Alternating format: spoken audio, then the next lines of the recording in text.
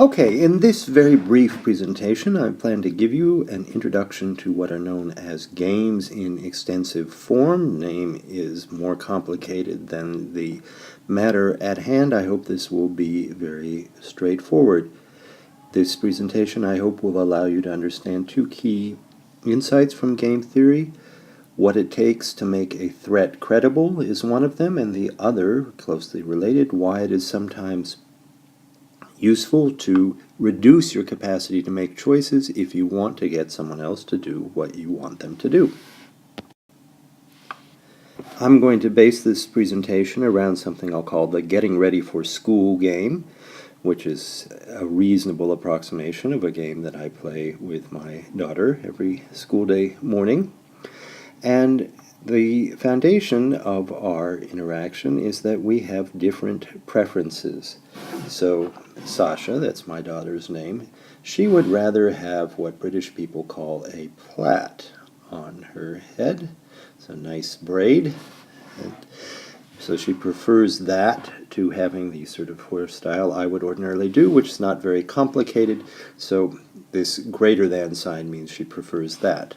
I would prefer to do the simpler hairstyle, so my greater than sign, which is in red, goes with that. I care about us getting to school on time, so I'd like to leave earlier. Sasha, by contrast, doesn't care about getting us to school on time, so she's shown as being indifferent between these two possible times. So with this, we've done one of the first things one needs to do in a game theoretic account, and that is to specify preferences. Game theory is a variety of rational choice theory. It assumes that people act in order to get what they want, but it can't say very much unless you know what people want, and so you have to specify preferences. In addition to specifying preferences, in order to get anywhere in game theory, you need to write down a game. When you write down a game in an extensive form, you write down a game where players make moves in order. Sometimes you can write it down so that two players play simultaneously, or you don't know what has happened. There are more complicated notations for that, but we'll do a really simple one where players make moves in order. And in our getting ready for school game, Sasha moves first, and I'll give her the moves of, she can request that I make her a plait, or she can accept the default hairstyle. If she accepts the default hairstyle, the game ends, and that's what she gets. If, on the other hand, she requests a plait, then I have a choice. I can either make the plait, in which case she winds up with a plait, or I can deny her the plait, and this gives her another choice. So this choice here is for Sasha. I probably should have written that in. Here we go. Sasha's making this choice here. And she's got a choice. Is she going to make a fuss, or is she going to accept the default hairstyle? If she makes a fuss, then we're late for school. Otherwise, if she accepts the default hairstyle, we are not. Now, the nice thing about having written down a game in extensive form and having written down the preferences of the players to the game is you can solve the game, which is to say you can work out what the best moves for the players are, what each player is going to do at each node. And to figure that out, remember that in game theory, one of the key assumptions is that each player plays his or her best strategy, assuming that other players are playing his or her best strategy, where best strategy is defined as the one that gets you gets you what you want, gets you the thing that you most prefer. So if we go to the end of the game, which is where Sasha's move is here, right? What is Sasha going to do at that point? Well, she'll probably make a fuss because she doesn't want the default hairstyle, and she doesn't care about whether or not we're late. So she makes a fuss. Then if that happens, if she does make a fuss, then I'm not happy, right? I don't want to be late. If I prefer making the plat to being late, when I'm at this node, what am I choosing between? I'm choosing between being late and making the plat, right? Because I know that if I get to this node, Sasha will make a fuss. So if I'm at this node, I ought to make the plat.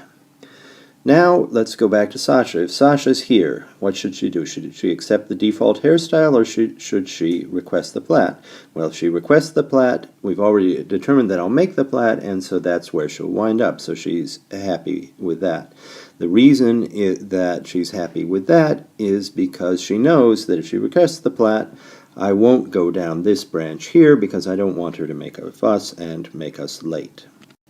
So we've solved the game by backward induction. We started at the rightmost move. We figured out what would make sense for the player to do at that node, and then gone back to each prior node to figure out what makes sense for the player to do.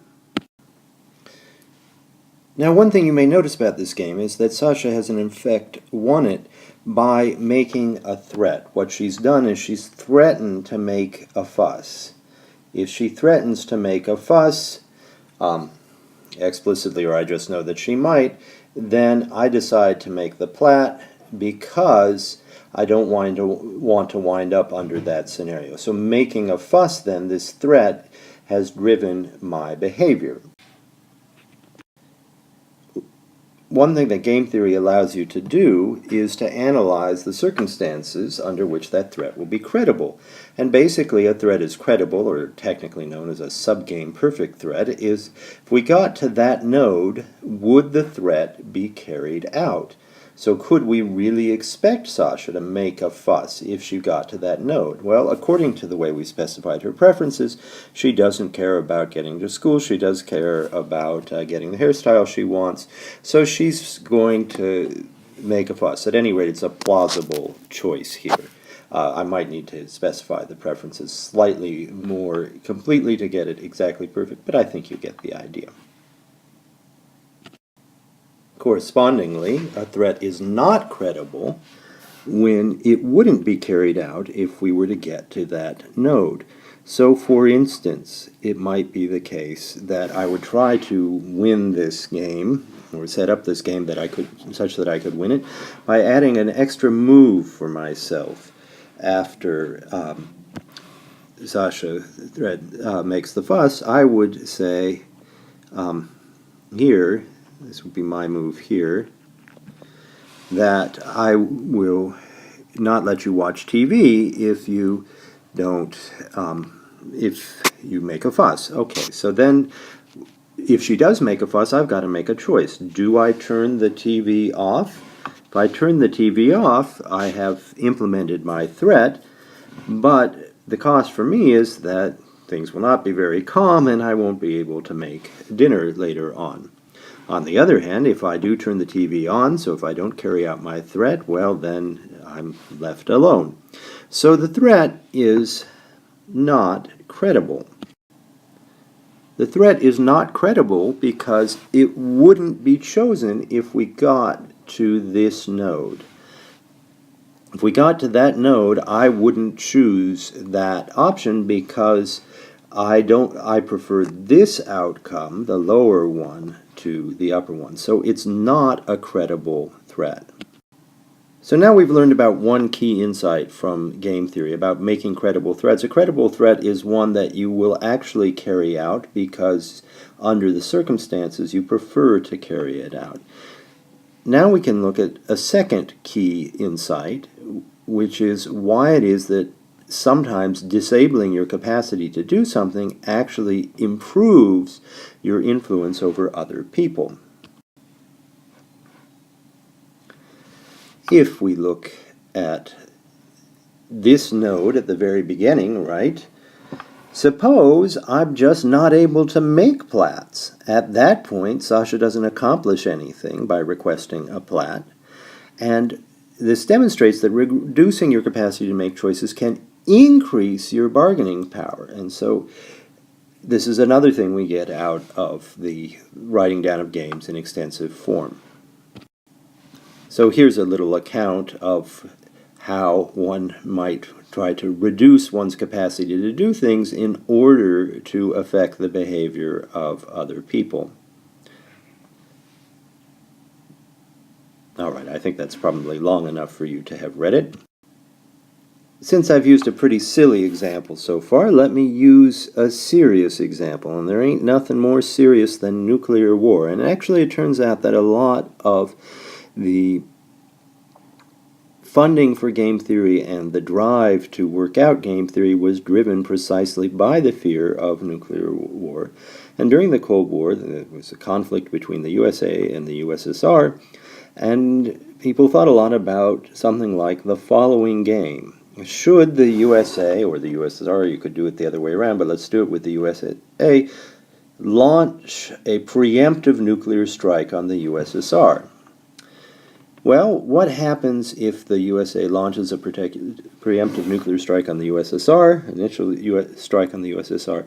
At that point, the USSR has to make a choice. Does it launch its own nukes back at the United States, or does it do nothing and just accept that it's just been nuked and not do anything in response? Well, backward induction. If we look at the end and we posit that the USSR is going to launch nukes, then the USA does nothing, and we don't have a nuclear war. But there's a problem, and the problem is that maybe this threat is not credible. The USSR is choosing, if it gets to this node, between total destruction of the entire world, which is what happens if it launches its nukes, and only letting the USA win at the cost of most of the Soviet population. So neither of these things is in the least ideal, but total destruction of the entire world seems, except to a psychopath, probably worse than just destruction of the Soviet Union. And so you might say, well, this threat to launch nukes, which was critical to making sure that the USA did nothing, is not a credible threat. But the USSR might solve this problem exactly the same way I solved the problem of the Platts, which is disabling its capacity to do nothing. If it can disable its capacity to do nothing, then it will be in a position to say that indeed the launching of nukes is a credible threat. And so this leads to the creation of what's called a doomsday machine, where the nukes are supposed to be launched automatically on receipt of a signal that the USA has launched its nukes. By the way, if you have ever watched the movie Dr. Strangelove, or How I Stopped Worrying and Learned to Love the Bomb, you can learn all about this kind of doomsday machine. So this argument for making a doomsday machine arose precisely out of game theory. And it turns out that the reason that I can give this presentation today is that the Soviet doomsday machine didn't actually work. There was a little bit of space for human choice in it, wasn't entirely automatic, and a man named Mr. Petrov decided in the 1980s at one point, when the USSR system gave a false signal that the USA had launched nukes against it, that he wasn't going to obey the instructions and launch nukes in return. So thank you, Mr. Petrov, very much for that. But it shows you that the logic of game theory can be deadly serious. It also shows you that it can be applied very broadly. For in the USA and to some extent in the UK, there is the habit, the tradition of doing trick-or-treat on Halloween, when children come to the doors of houses and say trick-or-treat, the treat being candy or sweets, and the trick being a threat to do something mean in the event that sweets are not delivered. So now you know how you have to do trick-or-treating thanks to knowing some game theory.